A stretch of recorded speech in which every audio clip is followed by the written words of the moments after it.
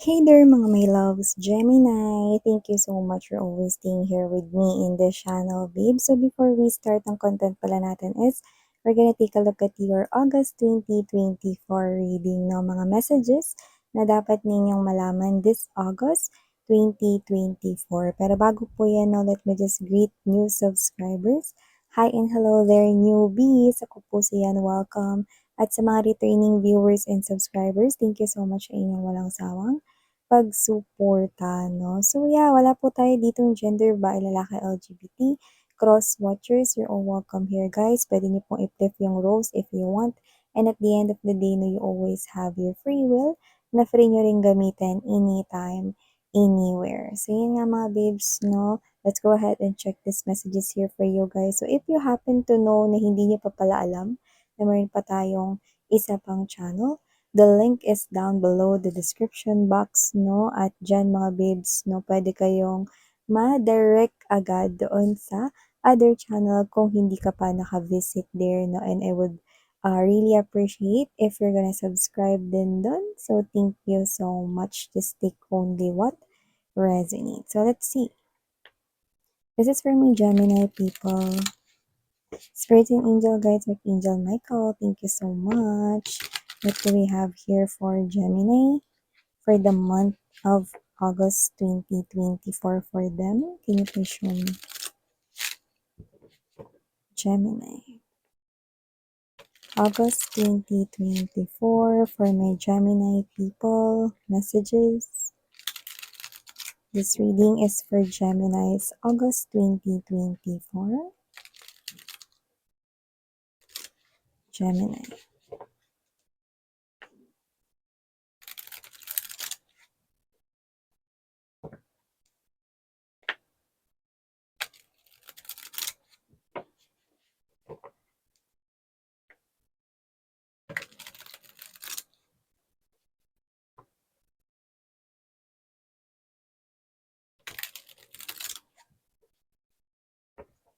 Okay, let's go ahead and check this messages right here for my Gemini people. Ilatag naman na natin lahat. We have here the Artist of Mugs. Okay. The Tower energy. The Lovers. The Explorer of Mugs or the Knight of Cups energy. This one is the King of Cups, the Artist of Mugs. We also have here this Temperance energy, Balance, Four of Records or the Four of Coins energy, Judgment, Four of Mugs or Four of Cups energy, Death, but this means rebirth right here. Okay. And at the bottom of the deck, we do have here the Ten of Brushes energy or the Ten of Wands, the Two of Coins or the Two of Records, and the Star. Yan.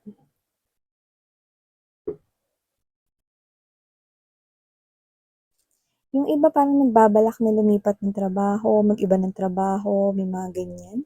Kasi parang not feeling satisfied, not contented, baka sa mga benefits na meron yung company or kung iba naman pwedeng negosyo, no, changing yung kanilang negosyo dito into another iba namang negosyo, mga ganyan. No? So I'm seeing you right here thinking of leaving a job and jump into another new career or job. Yan, iba naman thinking of ibahin yung line ng kanilang business dito, no? So you could be doing it, no? Dahil pwedeng pinag-iisipan mo na to ngayon at nitong mga nakaraang buwan, Gemini. At yung iba, isasagawa nyo na yung pag-execute ng plano, no? Sa August 2024. So I'm seeing you dropping all of the burdens right here because you wanna start fresh. Kaya nga sabi ko sa inyo, death here means rebirth. So I think it has something to do with muli kang babangon sa iyong kaperahan at negosyo. Iba kasi sa inyo, okay naman yung sahod nyo sa work ninyo iba, pero yung iba siguro may hindi kayo gusto sa workplace nyo. Pwede yung mga chismosa-chismosa mga katrabaho.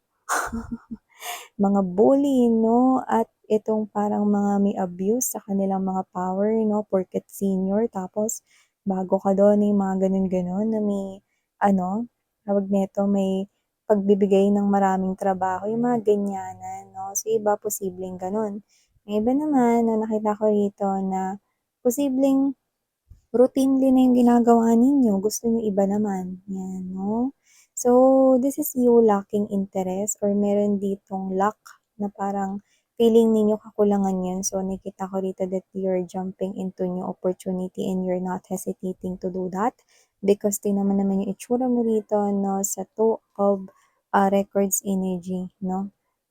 Okay, nakatabi nung star card natin 'no, which is tignan mo 'yan 'no, may mas angat ka ritong tinitingnan 'no. So, it looks like it is a new job, it is a new career, or it is something here na nakikita mo na probably mas better kaysa sa kung anong work ka meron ngayon or previously. So, this is you, mas nakikita mo yung asenso, yung pag-angat mo sa bagong career, trabaho, or sa bagong tinitingnan mong opportunity sa iyong kaperahan. Mapanegosyo man yan or anuman.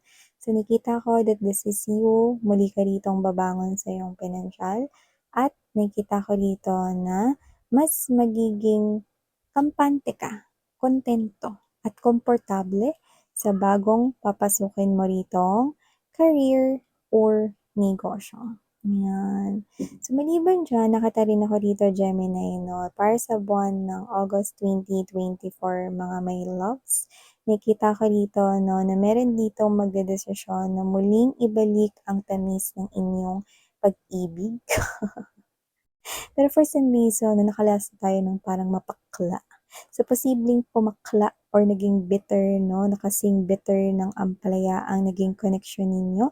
Kasi nakakita ko rito ng pumagit ng ahas, no? At medyo malaki yung ahas na yun. Kaya maaaring talagang nasakmal ang person nyo na ito, no? Ang ahas ay isang simbolo ng third party interference at isa po itong taong pumagit na sa inyong connection, no? Pero itong person na 'to 'no ay maaaring, ex mo na nakita ko rito na mas malaki yung chance na tanggihan mo siya 'pag lumapit siya ngayong August 2024 sa'yo 'no. Bakit? Kasi bukod sa hindi mo pa nakakalimutan ang ginawa niya sa'yo rito na parang pagtataksil or panloloko, nakikita ko rito na hindi mo rin mararamdaman sa energy niya habang kinakausap ka niya or nagsasalita siya rito, nararamdaman mo na parang hindi rin siya gano'n kaseryoso, you know? Pero ang kanyang layunin ay makipagbalikan sa inyo. Na parang 'pag nakausap mo siya ngayong August, kasi siya yung unang makikipag-reach out at makikipag-communicate sa'yo, Gemini, eh. Alam mo yung mararamdaman mo na parang wala lang, parang akala mo wala siyang nagawang kasalanan sa'yo. Ganyan yung nakikita ko sa energy mo, parang tatamlayin ka lalong makita siya, eh, 'no. So, yun ang nakita ko dito, Gemini, 'di ba? Parang kahit sino naman, 'di ba, 'pag naramdaman mo yung energy na yun, parang di naman siya seryoso, parang ayaw mo ng tapusin yung sinasabi niya, ayaw mo ng pakinggan, 'di ba? 'Yan 'no. So, maliban diyan nakita ko rito mga babes 'no, na meron dito na energy, siguro may kausap kayo o may kakausapin pa lang yung iba sa inyo. 'Yan 'no, itong person na 'to 'no is hopeless romantic. 'Pag sinabi nating hopeless romantic, kahit na nasaktan na po siya sa pag-ibig, siya'y naniniwala pa rin po sa fairy tale love story, happily ever after, everlasting love at walang katapusang, unconditional promising love, 'yan 'no. Ibig sabihin, itong person na 'to is posibleng kinakausap niyo na ngayon. So, nakikita kong mas may in love pa po siya sa inyo habang kayo ay nag-uusap. At kung kayo naman ay wala pang kausap ngayon, posibleng sa August pa lang siya rito, tutungtong at tatapak sa mundo mo. Itong tao na 'to 'no, ay maaaring may pagpapahalaga sa tradisyon at kahit na posibleng sa iba sa inyo, sabihin na natin magkaiba kayo ng relihiyon, hindi po 'yun sa kanya magiging hadlang. May respeto po siya anumang relihiyon ang meron at paniniwala, tradisyon 'no, kayo or kahit sino. Nakikita ko rito mga babes 'no, na itong person na 'to 'no, ay may ini-embodies na respect at siya yung klase ng energy na ano, mas pinipili niyang umunawa kaysa yung makipagtalo, 'yan 'no. May gano'n siyang energy. Siya yung pagkausap mo ano, magandang kausap. Kasi siya yung klase ng energy 'no, na bukod sa alam niya yung sinasabi niya, inuunawa niya rin yung sinasabi mo, Kaya siguro yung iba sa inyo kinakausap niyo ito kasi I mean patuloy niyong kinakausap lalo na kung kilala niyo na siya kasi nga ganyan siya, makitungo, 'no? Magandang simulain ito. At yung iba kaya kayo magpapatuloy na kausapin 'yan kung paparating pa lang siya sa August, 'no, is kasi nakikita niyo sa energy niya yung pagiging transparent, 'no? Yung pagiging clear niya rito, 'no? At nakikita ko rito na, meron siyang mga tinataglay na mga physical attributes na gusto mo sa isang tao, plus, okay yung mga hinahanap mo rin na mga parang mga characteristics na may gano'n ka kasing specific na mga hinahanap, eh, lalo na sa isang potential na lover. So, makikita mo 'yun sa kanya, 'yan 'no. Yung iba nga sa inyo, sa katagalan, nakikita ko rito 'no, that with the Tower energy, mas lalo mong makikita na, "Ay baka ito na talaga yung para sa'kin." Yeah. Eh, so wow 'no, nakikita ko nag-e-elevate yung emotions and feelings niya for you, 'yan. So maliban dito Gemini, nakita rin ako ng balanse na nagmumula sa'yo. Yung iba baka mahilig sa mga yoga, breathworks 'no, yung mga ganyan. Pina-practice ninyo na mas maging kalmado ngayong August 2024. Hindi naman kayo yung tipong magagalatin everyday. Pero more likely, possible na kulang kayo sa tulog at bugnutin din kayo. Pero ngayon nakikita ko that on the month of August, maaaring kayo 'to na-engage niyo yung self ninyo 'no, sa mas kalmadong ikaw, tsaka iba baka mas matulog na kayo ng mas maaga ngayon, or baka kayo 'to na mas piliin niyo na lang dito yung peace of mind kaysa yung, um, sumawsaw 'no, sa mga sitwasyon na ayaw ninyong pasukin or pansinin. Example, kunwari may nag-aaway sa paligid 'no, hindi ka naman involved dun, so parang para lang rin ma-maintain yung peace of mind mo, aalis ka dun sa area, 'yan, mga gano'n. Umiiwas ka sa mga negative and toxic energies. At kung meron man na parang kunwari 'no, argumento na ikaw yung involved, dito nakikita ko na mas pipiliin mo ritong kumalma kaysa yung makipagsabayan, 'yan 'no.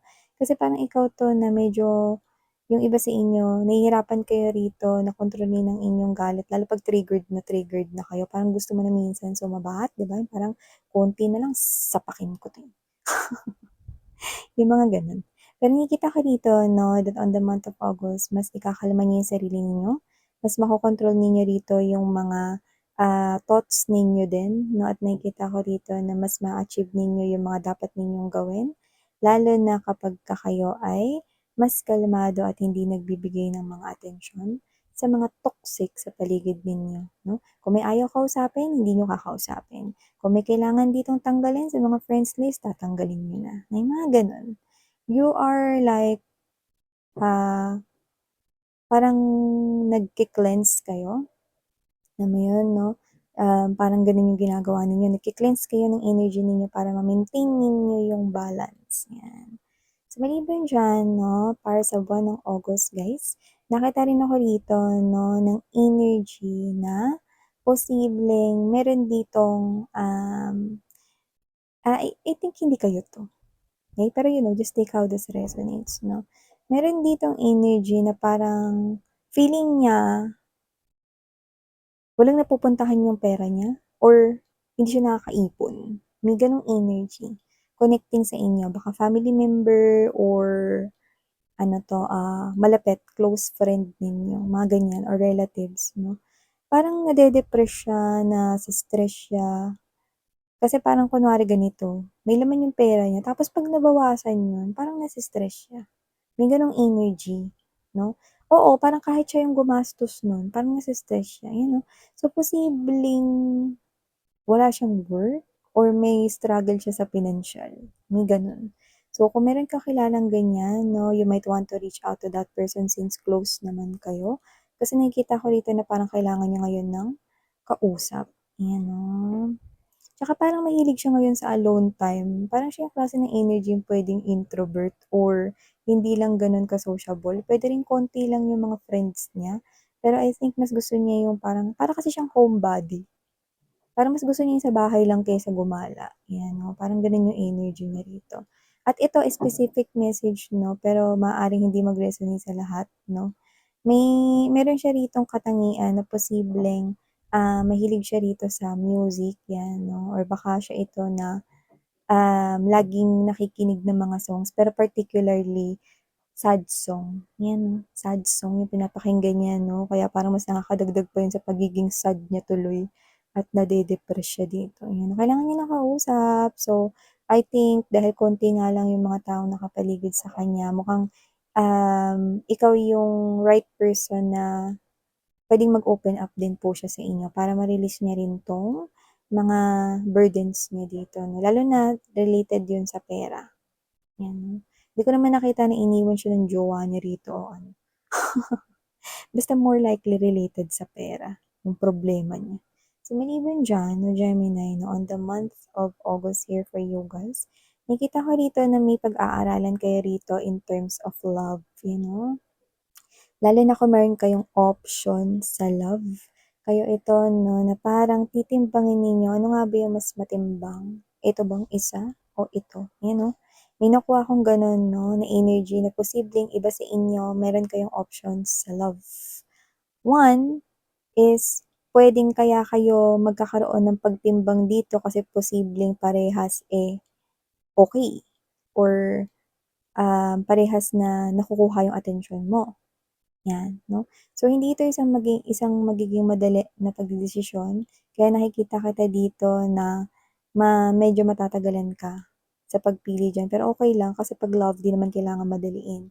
Pero nakikita ko rito that both of them 'no, yung mga tingin mo na parang imperfection sa'yo or parang yung feeling mo na hindi gano'n kaganda about you, both of them ma-accept nila yun, which is maganda.